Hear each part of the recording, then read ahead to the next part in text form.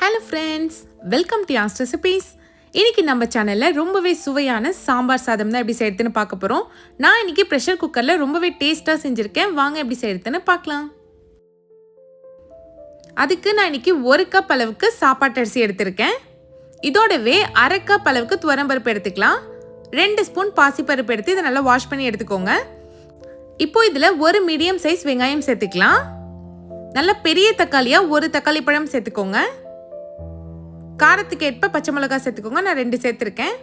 இப்போ இதில் காய்கறி சேர்த்துக்கலாம். நான் கேரட், ஒரு 2 வெண்டைக்காய் சேர்த்துருக்கேன்.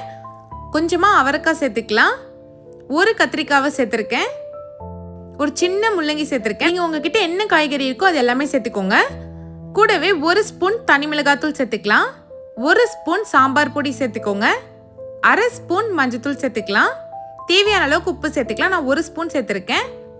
1/2 ஸ்பூன் சீரகம் சேர்த்துக்கலாம். இது நல்ல வாசனையாக இருக்கும். இப்போ இதில் நம்ம தண்ணி சேர்த்துக்கலாம். நான் மெஷரிங் கப்பில் 4 கப் அளவுக்கு தண்ணி சேர்த்துருக்கேன். தண்ணி எல்லாமே சேர்த்தாச்சு. இப்போ இது ஒரு வாட்டி கலந்து விட்டுக்கலாம். குக்கர் மூடி 4 விசில் மீடியம் ஃப்ளேமில் வச்சு எடுத்துக்கோங்க. ப்ரெஷர் போனதுக்கப்புறம் ஓப்பன் பண்ணி பார்த்தீங்கன்னா சாதம் நல்லா வெந்திருக்கும். இப்போ இது ஒரு கரண்டி வச்சு லைட்டாக இந்த மாதிரி மசிச்சு விடுங்க. இதோடவே 1/2 கப் அளவுக்கு புளி தண்ணி சேர்த்துக்கோங்க. ஒரு சின்ன நெல்லிக்காய் சைஸ் புளியை நான் கரைச்சிட்டு சேர்த்துருக்கேன்.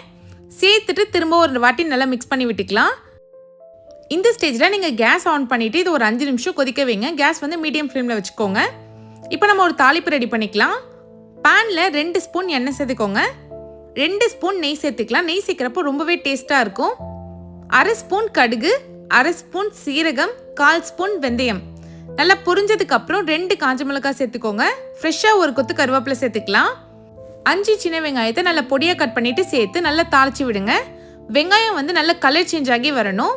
இப்போ இதில் 1/2 ஸ்பூன் அளவுக்கு பெருங்காயத்தூள் சேர்த்து நல்லா ஒரு வாட்டி தாளிச்சிட்டு இது அப்படியே சாம்பாரில் ஊற்றிக்கலாம். பாருங்கள், சாம்பாரில் ஊற்றியாச்சு. இப்போ ஒரு கரண்டி வச்சு நல்லா ஜென்டிலாக ஒரு வாட்டி மிக்ஸ் பண்ணி விடுங்க. எல்லாமே நல்லா ஒன்று சேர மிக்ஸ் ஆகி வரணும். நீங்கள் உடனே சாப்பிட்றீங்கன்னா இந்த கன்சிஸ்டன்சி கரெக்டாக இருக்கும்.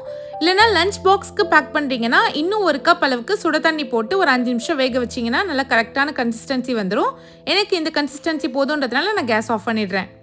அவ்வளோதான், நல்லா கமன்னு சூப்பரான சாம்பார் சாதம் ரெடி ஆயிடுச்சு. இந்த மெத்தடில் ஒரு வாட்டி சாம்பார் சாதம் செஞ்சு பாருங்கள். டேஸ்ட் அவ்வளோ சூப்பராக இருக்கும். இந்த வீடியோ உங்களுக்கு பிடிச்சிருந்தா மறக்காம யாஸ் ரெசிபீஸ் சேனலை சப்ஸ்கிரைப் பண்ணிடுங்க. தேங்க்ஸ் ஃபார் வாட்சிங்.